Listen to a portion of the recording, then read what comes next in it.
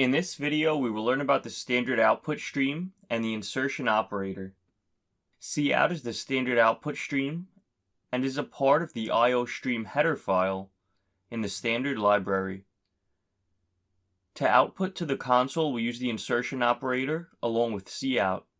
For example, we can use cout, which we need to prefix with std:::.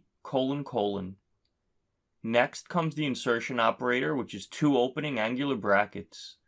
Then, on the right hand side goes the string we want to output to the console, for example, ABC.